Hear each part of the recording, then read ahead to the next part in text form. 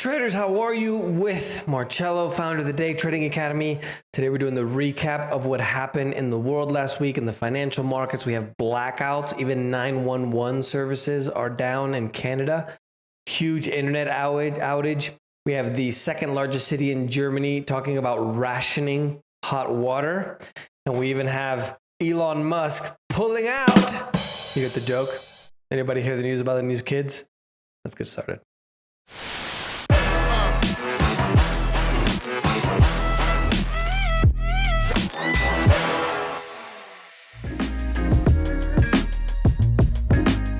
Overall this week, we have a situation where due to the fears of the recession that are coming, and in addition to the central bank in the United States raising the interest rates, there is a huge demand for the dollar, and the dollar now is at a 20-year high. So even the euro reached parity, which means 1-to-1. It went, at 98 cents or 97 cents at one point this week, but the dollar's just exploded. Now, that has an inverse relationship with a lot of things. For example, the majority of the world runs on dollars, right? Oil is priced in dollars. All commodities, nickel and aluminum and copper, all of these things we use in our everyday lives. So if the dollar explodes to a new 20-year high, there's going to be a lot of selling pressure in a lot of these items. And that's essentially what happened overall this week. Due to the recession risk, again, people then go to what they think is secure, which is the US dollar. In my personal opinion, I think the dollar is the least dirty shirt in the closet, meaning that it's the best of all the currencies, even though all the currencies are absolutely atrocious. And people think it's a safe haven. So now the US, as I mentioned, is at a 20-year high. The euro reached parity. It's been bouncing around, but now it's at a 20-year low in Europe on Thursday. The Japanese yen is at its lowest level in 20 years as well. And even the British sterling, there was a lot of news this week about how it's going to go to parity as well, because the sterling, or the money from the UK, England, was always a lot stronger than the dollar. It's at its lowest level since March 2020, and there's a huge kind of worry that it's going to go to parity. You know how these news, it's just everything's a crisis, right? The ruble has slid 16% this week, also against the dollar. Elon Musk has officially pulled out on Twitter.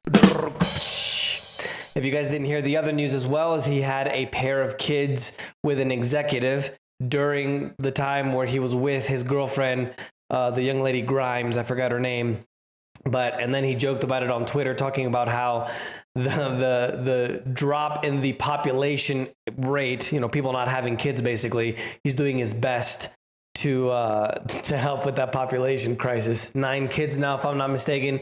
The memes on Instagram with Elon Musk were glorious. Other than that, Tesla went up 2.24%, another 2.27% in after-hours news. Twitter went down 6%. He's saying that he doesn't want to do the deal because they didn't abide by the terms, which I think he probably did this knowing this was going to happen, just to expose Twitter for what it is, which is basically just a huge spam house of robots and nonsense, right? Tesla also is no longer the largest electric vehicle maker in the world. It's been replaced by BYD, which is a company out of China, which is backed by Warren Buffett.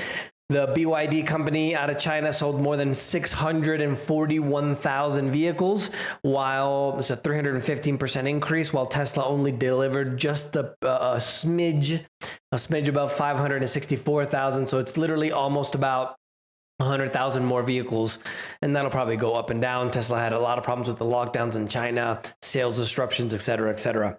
European markets, mostly mixed. The Swiss market was the biggest winner there at 2.27%. Latin America was also mixed. The Merval went up by 17.54%. Other ones were, pretty normal. Africa and the Middle East, Egypt, the biggest loser at just over 5%. Those markets were mostly mixed. And then in the far, far east, we have mostly positive markets, even though we had a handful that were negative. Philippines taking the crown there at just above 3% positive. Not a ton of news in Bitcoin and crypto news this week, other than the fact that Bitcoin is up 12.85%, a touch over 19,000. It is still negative 53% from its high in 2022 and down 35% year over year. The crypto brokerage, I think I talked about it last week, Voyager went bankrupt. And if you guys remember, I did a video for you guys with a little bit of technical analysis just to kind of show you kind of how to view the markets and things like that. Give me 1 second. I'm going to activate the recorder here so you can see it. But essentially, we have a huge downturn in crypto, right? It's literally crypto winter. And if you guys are listening on the podcast, there's a pattern that has been happening repeatedly over and over again. So it doesn't matter if you look at a currency chart or a stock chart or a futures chart like oil or gold. Reading the chart is exactly the same. And you can see here, for those of you guys that are listening on the podcast, it's basically just a run up where there's a higher high and a higher low, and then there's a continuation to the downside. And you can see kind of the macro pattern, what happened in December 2021, a little bit of a bigger pattern here as well in early 2022. And if you see what's happening realistically now, live, notice that I drew these arrows and we have that pattern kind of forming. It already made a higher high from the previous edge, which is where I have the line here, which is 21,600 or so. So it can go up as high, I would say, as 23,000 and change, right around here before it decides to go down again. After it goes down, that's when Bitcoin is going to decide whether to continue going up or if it's going to smash those support levels, which are at about 19,100 and then the low, which was 17,600. But I wanted to show you this because, it's not magic. You just have to develop the skill, being able to learn how to read the charts, right? Very similar, for example, to learning how to speak Spanish, right? Hablar bonito español. So it's just a skill. So I just wanted to give you an update on that as well. Commodities. A lot of the recession fears obviously are affecting a lot of the commodities, as I mentioned, with the dollar being so high. U.S. crude and international crude went down over 3% and over 4% respectively. Over 5 million barrels of oil from the strategic oil reserve were sold. And the beautiful corrupt government that we have right now sold 1 million barrels of oil to China. Now, they sold it to the firm that received a $1.7 billion investment from China, which is owned by Hunter Biden. Like they just throw it in our face. And I don't want to pick on just this administration because in my view, they're both corrupt. It's just one is driving the car slower off the cliff than the other. But I just found that to be when people are suffering right now, filling up their cars with 2-3 times the amount they filled up before, like you're going to sell it to China. Like you're not going to sell it to the gas stations in the US to help people. No. Let's fill our pockets first. Germany, the second largest city, fourth largest economy in the world. Remember, the city is called Hamburg. They are preparing to ration hot water as the Russian energy crisis continues to escalate. Russian steel mills, which is basically the factory where they make steel and iron and things like that, they're approaching crisis conditions as well due to the fact that their margins are plunging due to the demand that's dropping. So a lot less people are buying steel, which means that their margins are starting to drop. They're making less money, and they're going to start dropping their unprofitable sections to be able to remain in business. Now, what does that tell you overall? The Chinese economy, for the most part, literally makes everything for the world, right? It's like the world's manufacturing hub.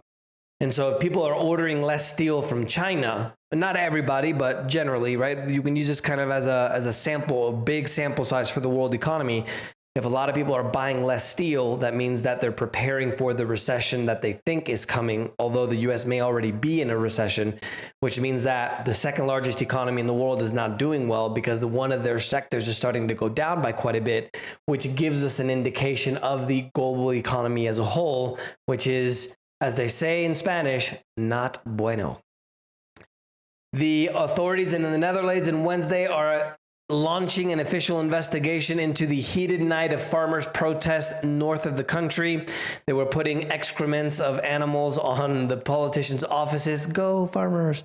And they were also blocking roads. Farmers have been demonstrating against the government because they want to pass a new law that says that they basically need to shut down 30% of the livestock farmers. Putting on the conspiracy theory hat, they're doing it on purpose. The preppers were right. I hope you're getting prepared. Gold and silver also collapsed. Gold hit a 6.5-month low. Silver hit a 2-year low. Again, because of the dollar exploding to a 20-year high. Gold went down by over 4% to 1,743, while silver went down over 3% to $19.40. Financial and banking news. There was a report on Monday that the developer of property called Shimal missed their interest and principal payment of $1 billion of offshore debt.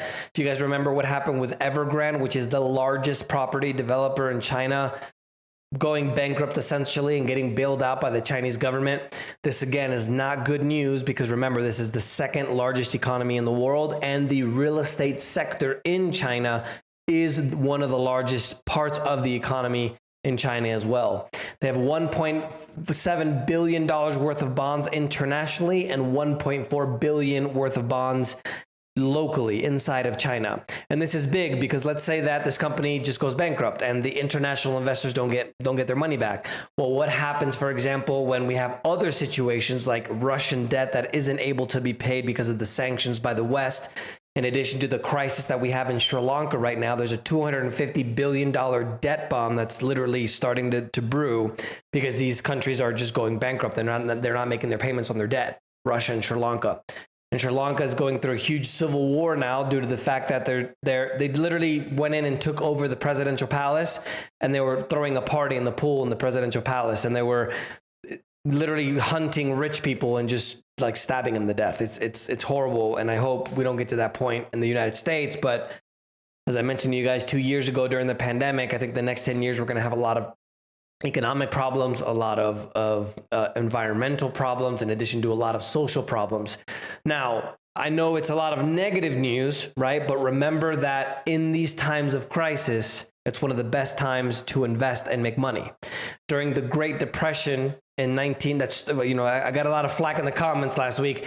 The Great Depression that started in 1929 and went through the 30s was one of the best times to get rich. There was never another time in history where more millionaires were created than during the Great Depression. So remember that. So even though it's a lot of negative stuff, remember the opportunity is out there. Just have to go look for it. Reserve Bank of Australia raised their interest rates by 50 basis points to 1.35%. Malaysia went up as well, 25 basis points to 2.25%.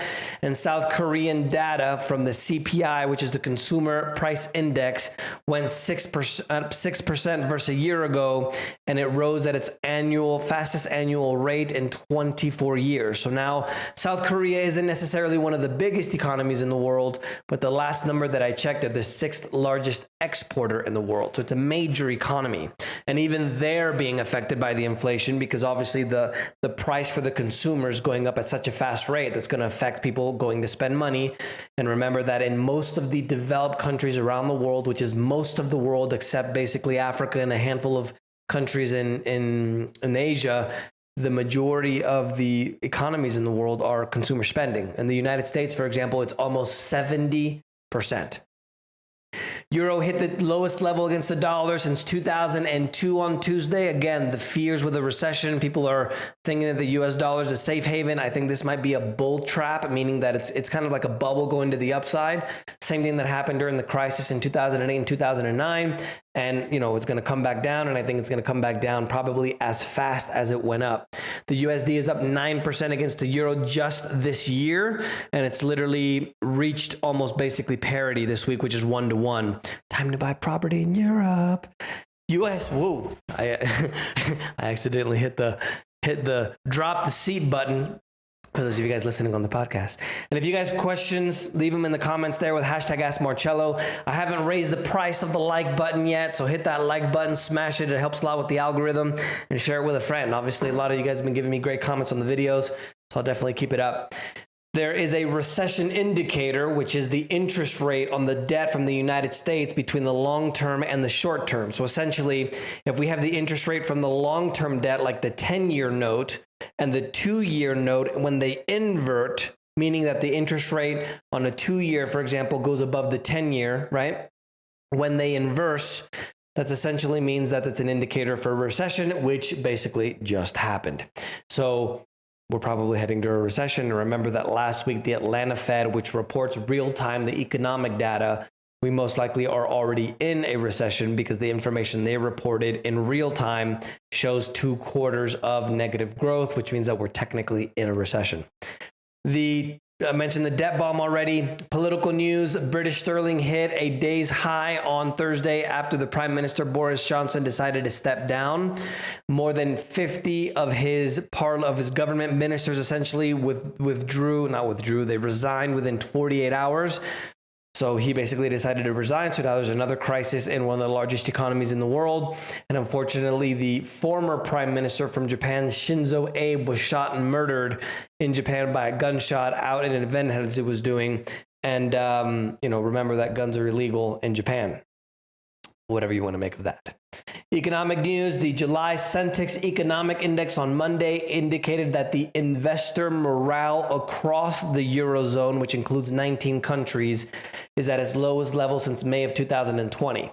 Now, if people perceive that there's a bad economy, what are they going to do? They're going to start saving money. They're not going to go out and spend more money. And again, the consumer spending is the key when it comes to most economies, pointing to an quote-unquote inevitable recession. And remember, Mark Zuckerberg, the Zucks, the great biggest butthole, the second biggest butthole after Bill Gates, he said that we might, butthole is, I'm trying to say it nicely. You guys think, a-hole is what I'm trying to say.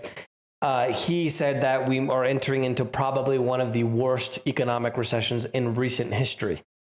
Eurozone prices are up 0.7% from April to May. They're up 36% year over year. Again, if we kind of zoom out and kind of connect all the dots, remember that the majority of the governments are reporting the inflation rates at 5, 6. If I believe Europe, if I'm just off the top of my head, don't quote me on this, it was at 5 or 6%. Spain is over 9, 10%. The United States was, I think, at 8.5, 8.6. In Europe as a whole, the third largest economy in the world, if it costs to produce a service or the cost to produce a good has gone up 36% year over year, then that means that the inflation rate is going to be much higher in the next few months, even maybe 6 months down the road, than what it is now. So keep that in mind. It's a lot less than was expected by economists, but still very high nonetheless. There was a report on Friday that the U.S. economy added 372,000 jobs as the unemployment rate held at 3.6%. But the participation rate in the labor force, meaning the percent of people that are actually working compared to the population, went down. So the unemployment rate is low, but less people are working. So that's not a good thing. We still have a historical amount of job openings in the United States. And even though the government likes to tout these wonderful numbers, like the lowest unemployment rate, blah, blah, blah, in however many decades, more people should be entering the workforce, right? And so what's happening is the U.S. state, the government is creating people that are just getting used to relying on them, right? Because they just don't want to work with the stimmy checks and everything else. And then we're going to have a situation where people just don't want to work anymore. And then it's going to be even harder to find people to work, which means that the economy is going to suffer long-term, which is essentially what's happened to Spain over the last few decades. Corporate news, Samsung shares went up 3.19% midweek after they released their earnings guidance for quarter 2 in 2022. Their operating profit likely rose to $10.8 billion, which is up over 12% from last year. Generac Holdings. Generac is a company that makes backup generators in the United States. And now that everybody's finally on board with conspiracy Marcello, buying their backup generators, they've had an 11.3% increase in growth. Their revenue got up to $1.26 billion, which is 37% higher than a year ago. And even Amazon now is starting to feel the effects of the recessions. They're canceling or delaying the plans at least 16 of their warehouses this year. So even if one of the biggest companies in the world is starting to axe their expansions, we kind of know where we're heading, right? Technology, huge internet outage in Canada, 911 services, ATMs, debit card services are all down in Canada. I don't know how long, I'm still trying to figure it out. I have a buddy here in Colombia that was with me. We were buying some classic cars. Amazing. He was trying to get into his bank and he couldn't. And his friends, in Canada couldn't even, get into their ATMs or anything. I thought that was really weird. Investment news, the UK housing prices have rose by the most since 2004 in the 12 months leading to June, which they went up by 13%. Better off households defied that broader cost of living squeeze. Inflation is a silent killer. It's literally a silent tax that affects the most vulnerable the most, because people that are, middle income, lower middle, and even, in poverty, if the prices of everything go up, they couldn't even afford to buy food in the first place. And this is why inflation is horrible for everybody, right? And one of the things that's really interesting that you guys should know is the central bank that we have in the United States is the third central bank that we've had. We've had two that failed. This is the third one. And between those central banks, we had what's called the gold standard, where we didn't have these people in suits going and manipulating things to create bubbles and crashes. It just simply went by the gold extraction rate, which is about 3% or so a year. Why is it that we always think that we have to control everything, right? In international events, all 30 NATO member countries approved the accession protocols for Finland and Sweden to join NATO. Remember that Putin said he was fine with it, but if they do put any military infrastructure in, that he would respond in kind. China's capital city government, Beijing, said that the pandemic thing that goes in your arm, so we won't get censored, is now going to be required for entering sports centers, entertainment venues, and public spaces. God bless places like Florida where we don't have any of that restrictions, absolutely nothing. No more people didn't die in Florida either, which is, knock on the wood. I hope most people are doing well after the pandemic. Unfortunately, people are sticking it out there.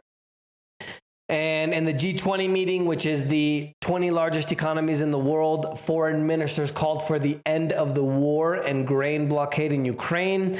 They were talking a lot of smack about Russia. The Russian minister basically walked out and they didn't come out with an agreement. So we're going to continue more of the same. I don't report a lot of the war because it's just more of the same, right? It's horrible news and it's affecting us all, and hopefully it'll get better soon. In unusual facts this week, according to numbers compiled by UNESCO, which is another bureaucratic arm of the UN, over 150 cultural sites in the Ukraine have been partially or totally destroyed as a result of Russia's attack on Ukraine. 152 cultural sites, 70 religious buildings, historical buildings, all kind of things. Hopefully they'll be able to recover a lot of that. There's a story about a church that was bombed during the war in Germany, and they spent $1 billion. This is 50 years ago. Imagine what $1 billion is worth today. They spent $1 billion redoing, bringing the church back to life. That's the news for this week, guys. Let me know if you guys have any questions. Don't forget to smash the like button. I haven't raised the price yet. It's going to stay low for now. Help that algorithm out. If you have any questions, leave them with the hashtag #AskMarcello in the comments. Hope you're preparing yourself for the goodness that's coming. See you next week.